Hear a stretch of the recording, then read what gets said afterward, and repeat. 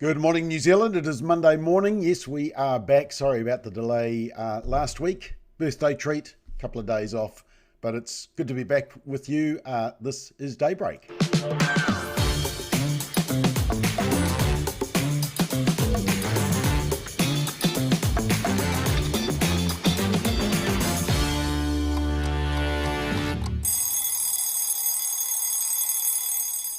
It is June the 16th, and first time I've got a jumper on. It is cold, so Jackie in Ratahi, I see it's -1 with a frost. I haven't actually been outside, I'm not brave enough, but it is pretty chilly around the whole of New Zealand. Anyway, missed a couple of days last week, so a few things to catch up on. Some of the news items that you probably won't hear in the mainstream media. This one I found very interesting. So this is a study done by the Pew Research Centre, and it is showing that while Christians are the world's largest religion group, they are actually in decline and Muslims are catching up. Let me just show you this graph. And up the top there, you will see that Muslims are the fastest growing religious group, but the ones that are decreasing the most is down the bottom there. And it is Christians. And actually New Zealand got a special mention in this report as well, because for the first time, and I was actually talking about this at a conference in Palmerston North on Saturday, is that for the first time, the number of people who say they have no faith, no religion, is in the majority in New Zealand. It's crossed the 50% mark. And I think Christianity is around 1 in 3, a third. Now, of course, this raises the question. I mean, you can see there we're leading the pack. Netherlands, New Zealand and Uruguay have these religiously unaffiliated majorities, above 50%. And of course, my argument is that it's showing in our social statistics as we move away from the church. Interesting, another study, which I'll tell you about shortly, which actually backs that up. But the question, and we're going to talk about this on Straight Talk tonight, is should we be worried? Is this a concern? Or is it simply weeding out those who say they are Christian, but they're not really in terms of the way they're living their life? Interesting discussion to be had. Another poll that I saw last week out of Courier Market Research. We use Courier Market Research. Our polls don't tend to get quoted because we do moral issues and the media don't like them, but they do quote the political polls, especially when it shows maybe the left bloc doing better. But they did ask, what is the major voting issue? Now, if you believe the media, it would be primarily around what? Treaty issues, racial issues maybe, LGBT, drag queens. Major voting issues. Actually, treaty is one of the smallest there. Law and order. In fact, the top three are health, cost of living, and economy. Economy has, it used to be cost of living, and now economy is the greatest one. I see law and order is fairly low down there. And maybe it's because of this graph I saw last week, which showed that since the government actually stopped pussyfooting around ram raids and actually gave consequences to people who did ram raids, wow, look at that massive drop there. Maybe that's why we're not concerned about law and order anymore, because the adults are back in charge of policing, getting police on the beat and actually consequences and 3 strikes and stuff like that. Just, that might be an issue, but that's quite a graph, isn't it? That's a real drop from seeing a ram raid. And I'm sure there's a whole lot of jeweler stores and other dairies, for example, that got those bollards put up, but now they can actually relax because actually we've got some law and order back in. Some sad news on the front of MOTAT. MOTAT, the Ministry of Transport and Technology, they have decided that their focus on transport and technology is going to be rather on gender fluidity and drag queens. Yes, and they've got this Hugo girl who we've actually done some coverage of, and the drag queen is going to come up and talk about the science of the skies. Apparently, any of the kids who bother to Google will quickly find out the persona of the drag queen in front of them. And unfortunately, that is sort of the state of MOTAT at the moment. Go woke, and maybe they'll go broke. little bit like the Auckland Museum, though, and Te Papa, they're all woke as, aren't they? And that's probably the reason I don't go. I mean, I don't like museums anyway, but it just gives me an extra excuse not to go. Speaking of pushback, though, I did notice this one. Last week we talked about some top sports stars, including Novak Djokovic, who said, look, we're not doing Pride this year. We're sick of it being rammed down our throats. We're not pushing it. But here we are. We've got Dolly Parton. She says she refuses to celebrate Pride Month this year. She says woke doesn't deserve to be commemorated. She said woke culture has gone too far. And she said, I love everybody, but I won't be taking part in Pride Month this year. I think this whole woke thing has gotten out of hand. It's not about love and inclusion anymore. It's become political, divisive, and performative. That's not something I want to celebrate. Now, look, this is part of the cultural tipping point that Dolly Parton has been a long-time LGBTQ plus icon. And suddenly she feels that she has the ability to say, actually, no, I don't want this anymore. It's performative. It's going over the top. It's ramming it down. It's not actually inclusive. And actually, I'm not going to be part of Pride. Wow, what a turnaround. But the fact that she feels that she can say that shows just how much the culture is turning. Now, what next? Okay, on a more serious note, there was this article in the Sunday Star Times, and it was written by the editor of the Sunday Star Times, Tracy Watkins. And it's a very good article. And it says, hospices at a tipping point, why don't politicians care? And she said that while morally I don't oppose euthanasia, so, you sort of have to have that disclaimer if you're going to be in the media. Morally, I don't oppose euthanasia. But she said, I firmly believe that a country which had failed so badly at palliative care hadn't earned the right to legalise suicide for the terminally ill, because it's not a genuine choice when the alternative is an ugly, painful death. And if we can't prioritise world-class palliative care, what guarantees are there that we will be any better at euthanasia?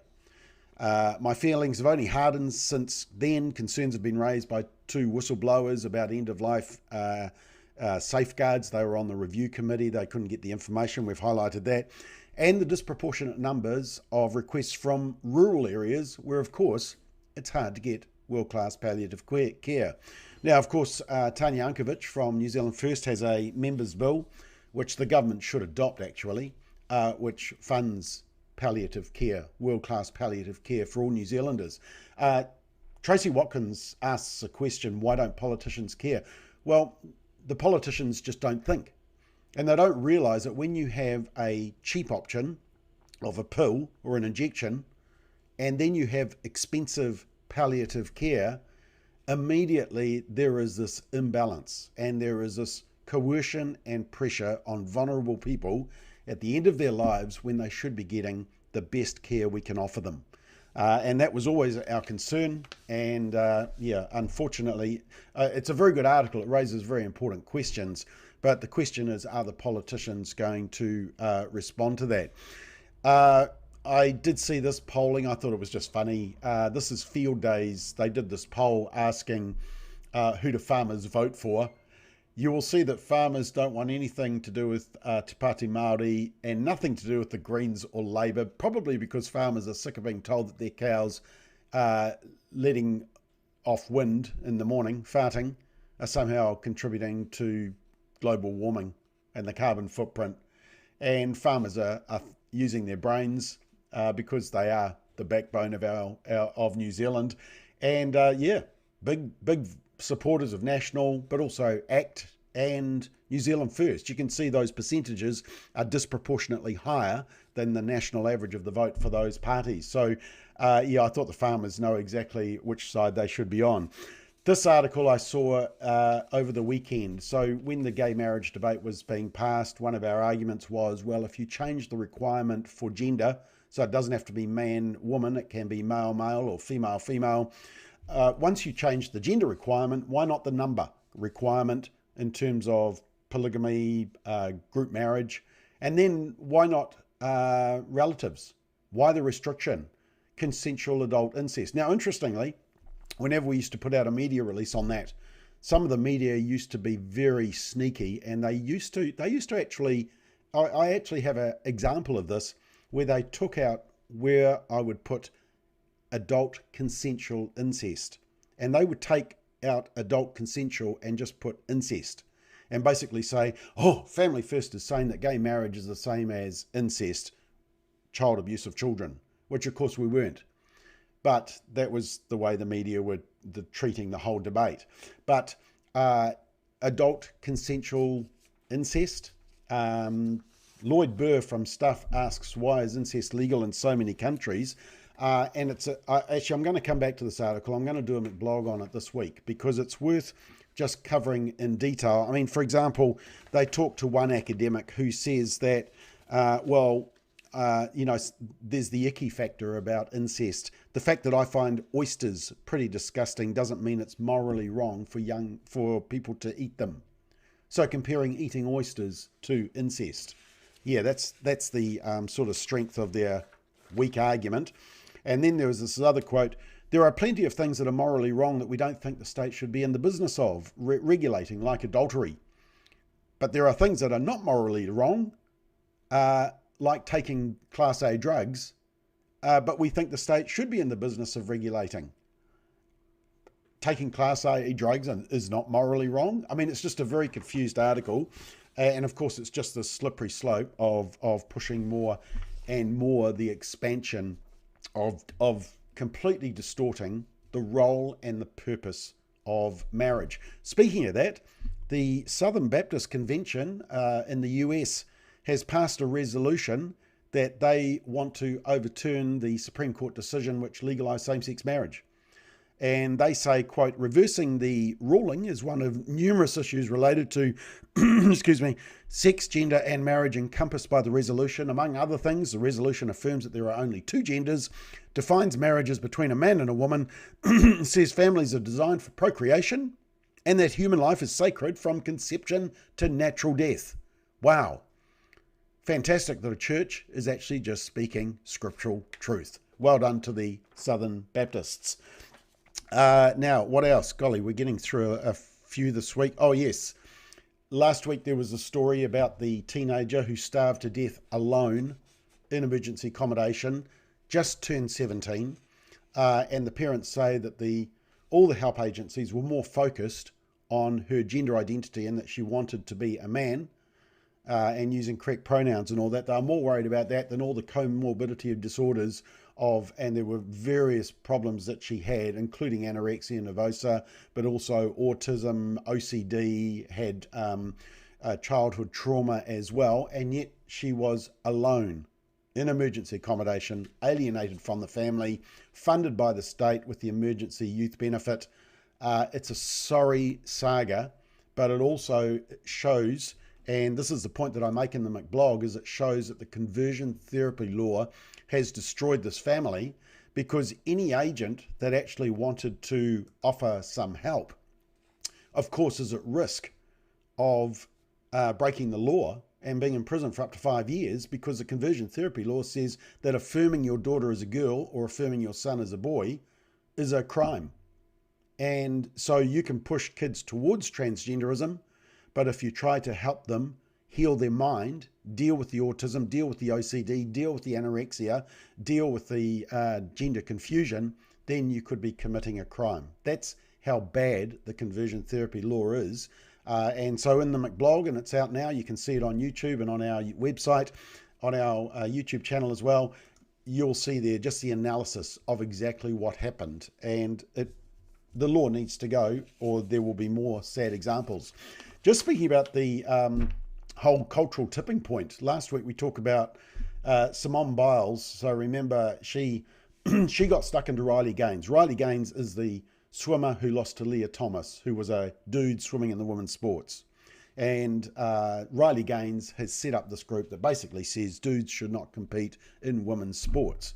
Simone Biles, well-known Olympus gymnast, got stuck into Riley Gaines last week, and we talked about that. But interestingly, and this is, once again, this is an example of the cultural tipping point.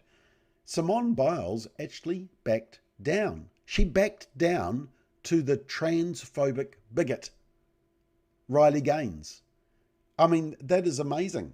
I mean, Riley Gaines isn't a transphobic bigot. She just wants fairness in sport. And here you have actually Simone Biles admitting, she says, I wanted to follow up from my last tweets. I always believe competitive equity and inclusivity are essential in sports, whatever equity and inclusivity means.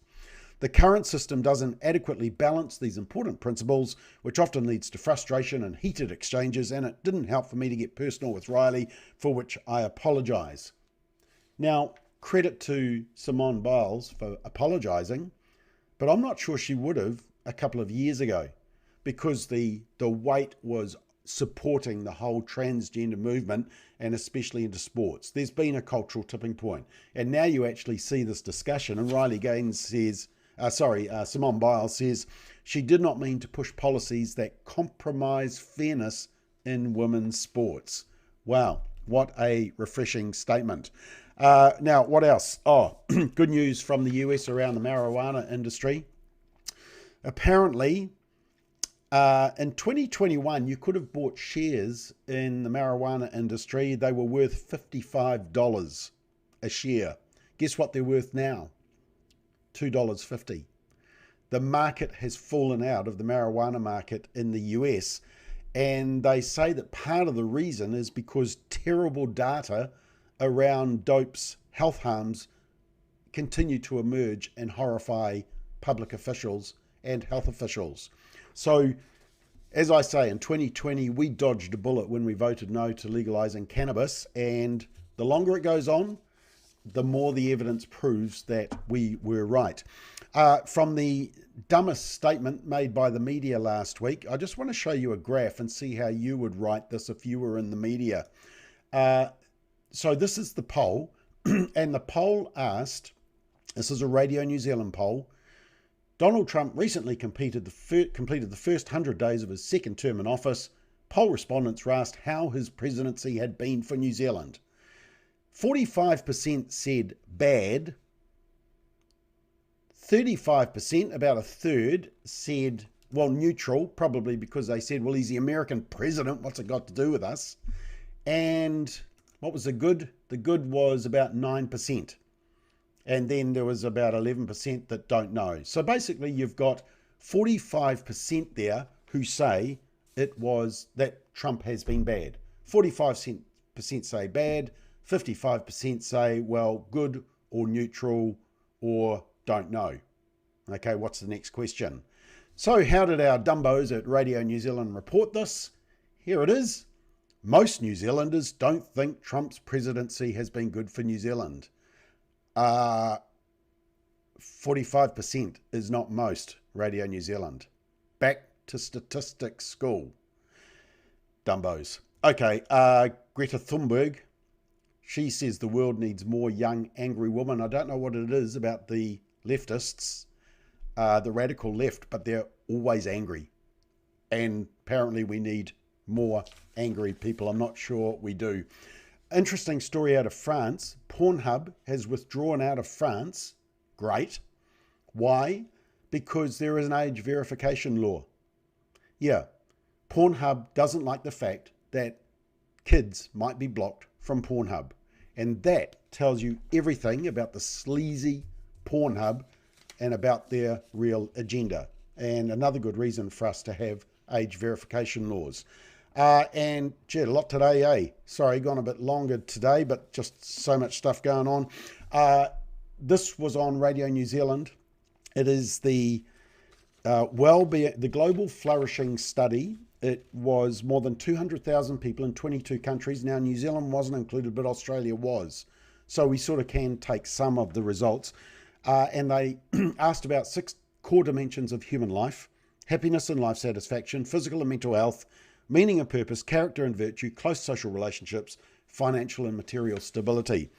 And they found that 18 to 24-year-olds around the world are struggling more than ever before, the most.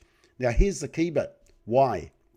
They said governments need to understand and address the factors that are contributing to this, including the fallout from COVID-19 lockdowns, possibly, social media.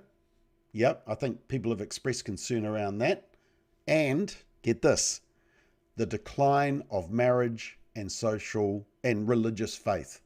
The decline of marriage and religious faith. Wow. That's what the researchers are saying, and that backs up what we were talking about earlier when we were talking about declining adherence to Christianity around the world, and are we seeing that through some of the negative social data that is happening in the country. All right, I am well out of time because I've gone over time because I was away part of last week.